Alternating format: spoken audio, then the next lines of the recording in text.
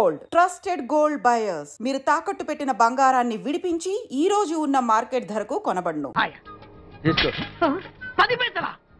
ఏం 10 పైసలు పైసలు కదా? 10 పైసలు పెడితే 4 వేరుశనగ పప్పులు వస్తాయి. 10 పైసలు పెడితే 2 5 పైసలు బిళ్ళలు వస్తాయి.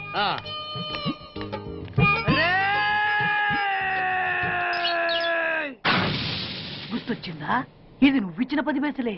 Beggars association president beg boss కే 10 పైసలు ఇస్తే సామాన్య బెగ్గర్స్ కి నువ్వేమిస్తావు?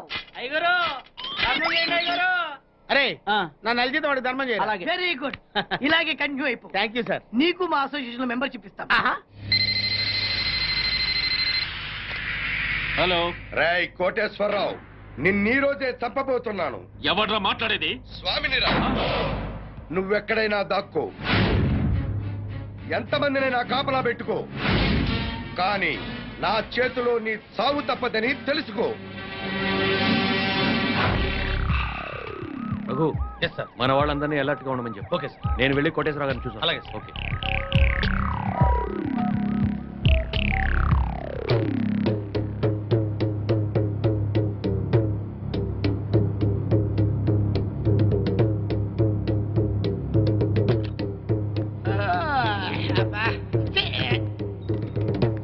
ఏంటి బాబా అర్ధరాత్రి గడి మధ్యలో తరువు? నువ్వు పడుకోవు, ఎవరిని పడుకోనేవో. అయినా నువ్వు మధ్యలో వాయించినంత మాత్రాన ఆ స్వామి రావడం మానేస్తాడా? ఆ స్వామి గారు నెరవేరకుండా పోద్దా? ఇదిగా ఎందుకు వచ్చింది తిప్పలు గాని నా మాటిని 4 పెగ్గులేసి పడుకో. హాయిగా మధ్యలోనే ఆడు నన్ను చంపడం కాదురా, ఇప్పుడు నేనే నిన్ను చంపుతాను. నీ మంచి కోసం చెప్తుంటే నా మీద కాకేస్తావు బాబు నువ్వు. ఎలాగూ నీ దరుగు దెబ్బకి ఇంక నిద్ర పట్టదు గాని ఆ వ్యాట్ సిస్టెంట్ బ్యాట్ ఎక్కడ పెట్టావు?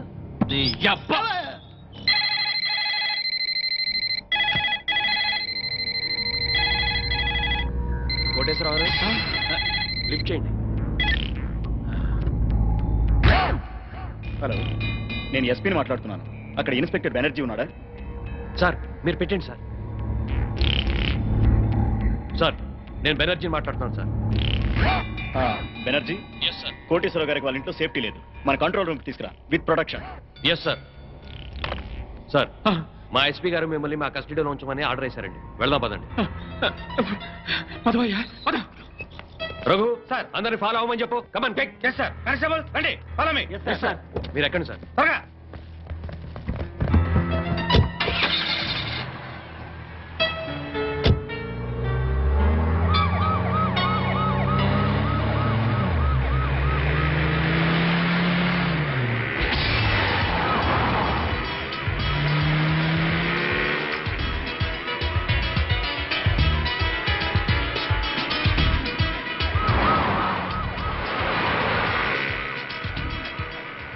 పాండు సార్, వచ్చేస్తున్నా సార్, మీ దగ్గరలోనే ఉన్నా.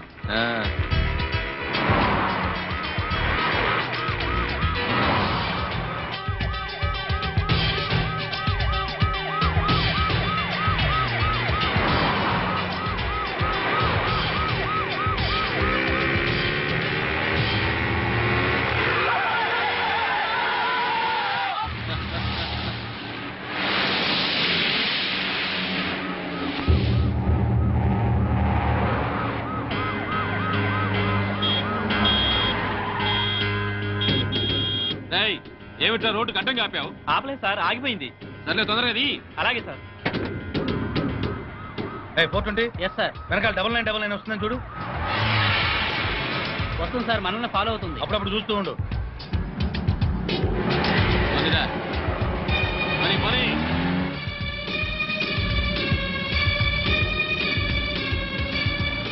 ఏమైపోయిందిరా పోలీస్ జీపు? కనపడదే? అదే అర్థం కావట్లేదు సార్. పోలీసులు ఎవరు కనపడలేదురా? ఏమైపోయారు?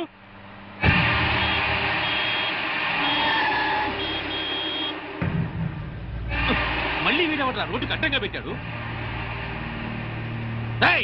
ఇదేమన్నా పార్కింగా? నీ బాబుగారు రోడ్డు అనుకున్నావా? పూరంబోకు ఆక్రమించావేట్రా? ఏంద్రా, ఏ వినపట్లా? ఏంది అట్టా చూస్తానా?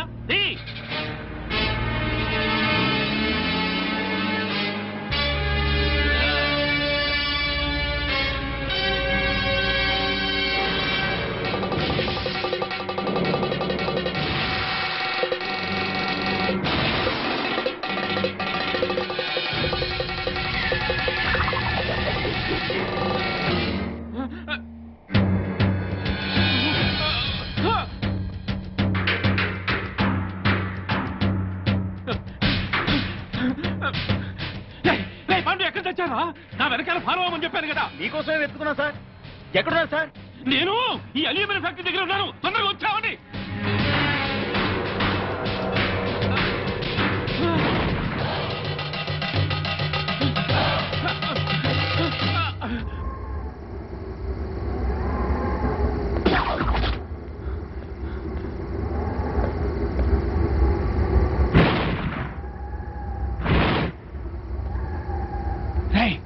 ఎక్కడున్నారా? మీరెక్కడున్నారు సార్? ఫ్యాక్టరీ లోపల ఉన్నా.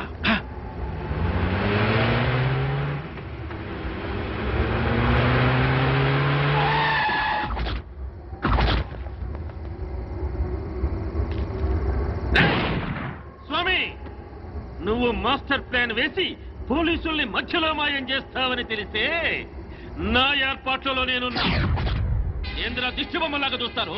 కత్తికో ఖండగా నరికేయాలి.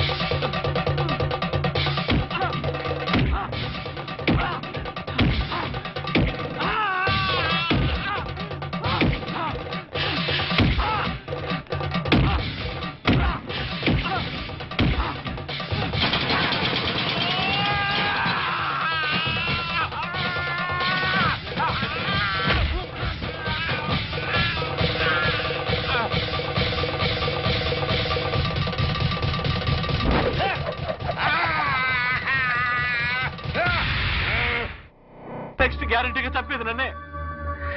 నీ మాట విని ఆ పోస్ట్ మార్టం రిపోర్ట్ తప్పుగా రాసిచ్చి నా ప్రాణం మీద తెచ్చుకున్నాను రా. వినబడుతుందా? ఇప్పుడు నేను కాపాడవలసిన బాధ్యత కూడా నీ మీద ఉన్నవరే ఉమాపతి. నన్ను కాపాడరా. సరేరా, ఇప్పటిదాకా ఈ కేసులో నా మాటే ఉన్నావు కాబట్టి ఇప్పుడు కూడా నా మాటే విని వెంటనే వెళ్ళి ప్రెస్ మీట్ పెట్టు. ప్రెస్ మీటా? ప్రెస్ మీట్ ఏమిటరా? ఎస్, నేనిచ్చిన పోస్ట్ మార్టం రిపోర్ట్ కరెక్ట్ అయింది కాదు, మిస్టేకన్ ఐడెంటిటీ అని చెప్తే మన వాళ్ళని మర్డర్ చేసిన కేసులని ఆ మొగుడు పెళ్ళాల మీదకి రావాలంటే చనిపోయింది సీతా గీతలను రుజువు చేస్తే చాలరా. వెంటనే వాళ్ళ లోపల మిస్టేకన్ ఐడెంటిటీ మూలంగా పోస్ట్ మార్టం రిపోర్ట్ విషయంలో పెద్ద పొరపాటే జరిగిపోయింది. నర్సాపూర్ ఫారెస్ట్ లో హత్యగాయింపబడింది 35 సంవత్సరాలున్న ఆడవాడు కాదు, 17-18 సంవత్సరాలున్న ఆడపిల్లలు. అయితే చనిపోయింది మెడిసిన్ స్టూడెంట్ సీతాగీతలు అయి ఉంటారా సార్? 100%, 100కి 100 చనిపోయింది సీతాగీతలే. No doubt about it. నా వలన జరిగిన ఈ పొరపాటును క్షమించమని ప్రజలను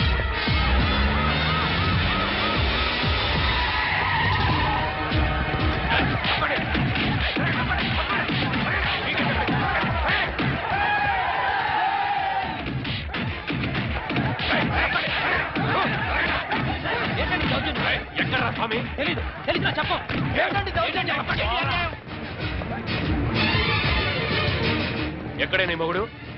తెలీదు. ఇన్స్పెక్టర్ నోర్మై, పోలీసులతో కోర్టుతో ఆడుకుంది చాలు. ప్రెస్ మీట్ లో డాక్టర్ అంతా చెప్పాడు. మర్యాదగా స్వామిని అప్పగించారా సరే సరే, లేకపోతే మీ ప్రాణాలు తప్ప అన్ని పోతాయి. బ్రహ్మాండంగా ఉందా నీ ఐడియా? పోలీసులు ఈ పాటికి ఆ స్వామి గారిని అరెస్ట్ చేసి బొక్కలో వేసి ఎరగుమ్ముతుంటారనుకో.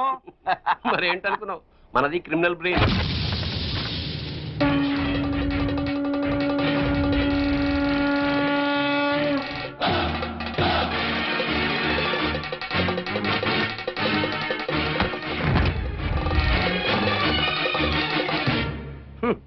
నీ క్రిమినల్ బ్రెయిన్ తోనే ఈ సుబ్బారెడ్డి ప్రెస్ మీట్ పెట్టాడు.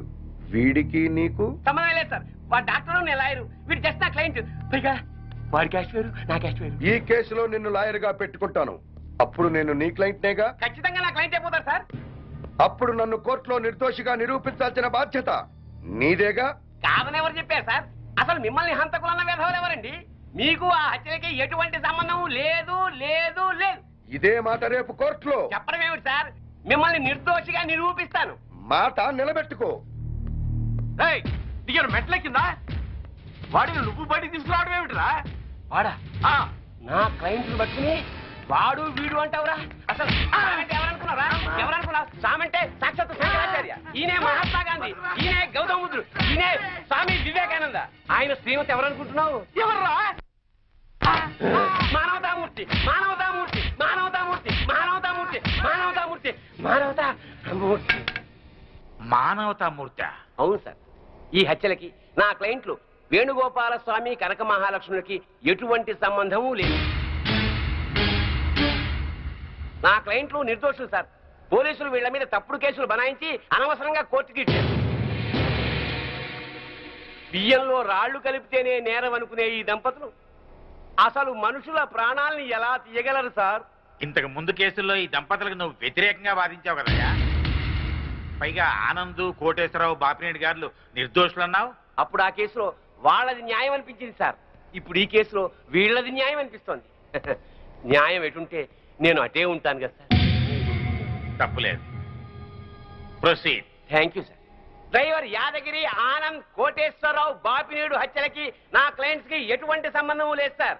కావాలనే ఈ పోలీసులు నా క్లయింట్ల మీద లేనిపోని ఆరోపణలతో కోర్టుని తప్పుదారి పట్టిస్తున్నారు సార్.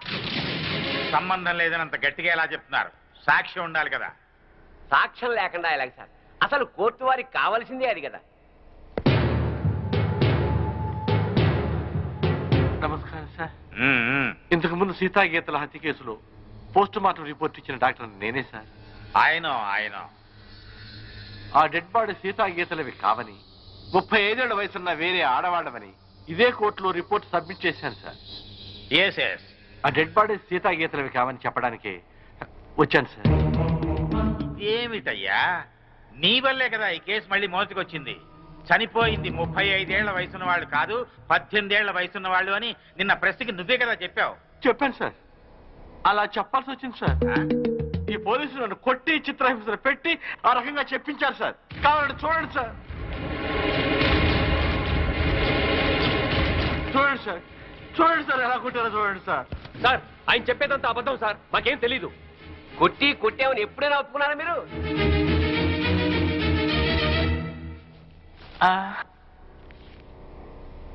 మిమ్మల్ని కొట్టి మీ చేత అబద్ధం చెప్పించాల్సిన అవసరం పోలీసులకే ఉందండి. చాలా ఉంది సార్. మీరేమో నేరస్తులైన సీతాగీతల్ని పట్టుకోమని పోలీసుల మీద ఒత్తిడి చేస్తున్నారు. వాళ్ళేమో అడవిలో వీరప్పని దగ్గర ఉన్నారు.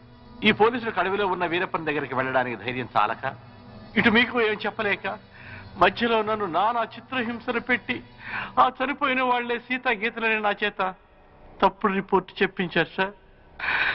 ఐఎమ్ సారీ సార్, క్షమించండి సార్.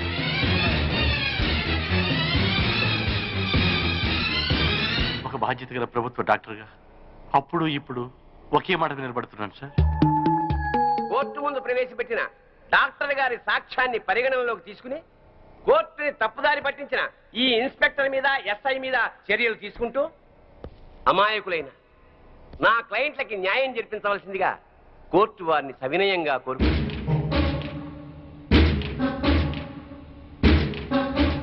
ప్రభుత్వ డాక్టర్ వాంగ్మూలాన్ని, పోస్ట్ మార్టం రిపోర్ట్ ని ఈ కేసులో సాక్ష్యాలుగా పరిగణించి చనిపోయిన వాళ్ళు సీతా గీతలు కాదు అని కోర్టు నిర్ధారించడం అయింది. డ్యూటీని సక్రమంగా చేయని పోలీసుల్ని గట్టిగా మందలిస్తూ అడవిలో ఉన్న సీతా గీతల్ని వెంటనే పట్టుకోవాల్సిందిగా పోలీస్ డిపార్ట్మెంట్ ని ఆదేశించడం అయింది. ఈ కేసులో స్వామి కనకమహాలక్ష్మి నిర్దోషులు అని తీర్పు చెప్పడం అయింది.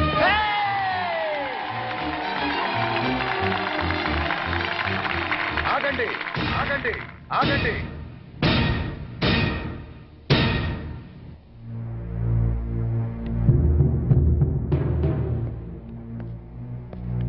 సార్, ఎస్ ఈ కేసులో నేను నా భార్య నిర్దోషులమేగా? ఎస్, జడ్జిమెంట్ ఇచ్చా కదా. ఇప్పటి వరకు జరిగిన హత్యలకు మాకు ఎటువంటి సంబంధము లేదు కదా సార్? అదే కదా నేను తేల్చింది.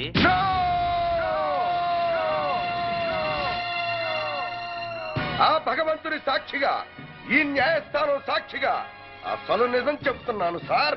ఈ హత్యలన్నీ నేనే చేశాను.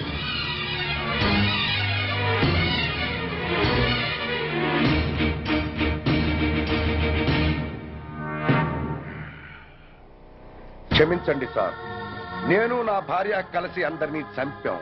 మేము హంతకులం సార్. అయినా సరే లాయర్ గారి చాతుర్యంతో, డాక్టర్ గారి సహకారంతో మేము నిర్దోషులుగా బయటికి వెడుతున్నాం సార్.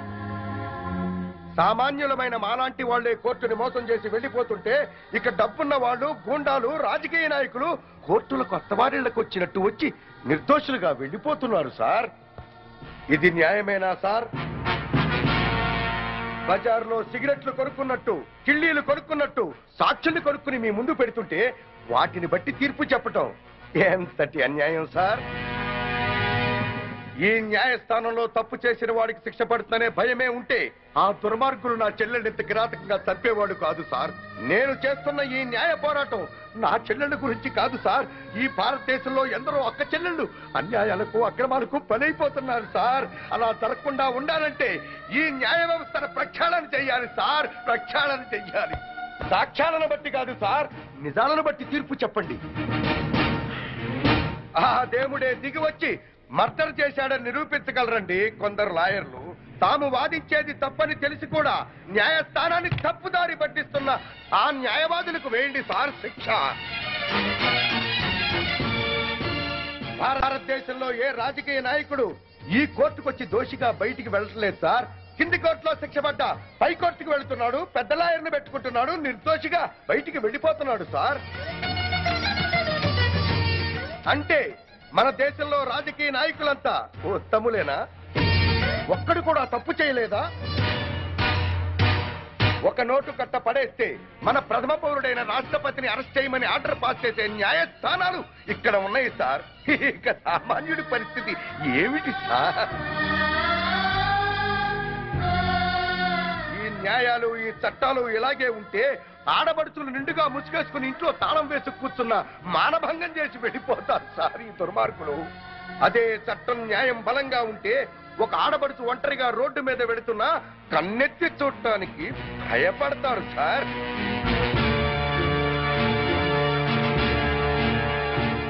మీ ఐపీసీలో అచ్చు తప్పులు కాదు సార్, కొన్ని అచ్చంగా మాత్రమే ఉన్నాయి. చిన్న పిల్లలు చదివే పాఠ్య పుస్తకాల్లో అచ్చు తప్పులు ఉంటే అదేదో పెద్ద తప్పుగా భావించి వెంటనే వాటిని సరిచేస్తున్నారే. మరి మీ న్యాయశాస్త్రంలో తప్పుల్ని ఎందుకు సరిచెయ్యరు సార్? మేధావులు లేక న్యాయం జరుగుతుందోనన్న భయమా? నేను చేసింది నేరం, కానీ మీ న్యాయశాస్త్ర ప్రకారం నేను నిర్దోషిని. మార్చండి సార్. ఆ మార్పు నాతోనే మొదలు పెట్టండి. ఏ శిక్షకైనా సిద్ధంగా ఉన్నాను. సాక్ష్యంతో కాక నిజాన్ని బట్టి తీర్పు చెప్పండి సార్. న్యాయస్థానంలో న్యాయం జరుగుతుందని ప్రజలకి నమ్మకం కలిగించండి సార్. నమ్మకం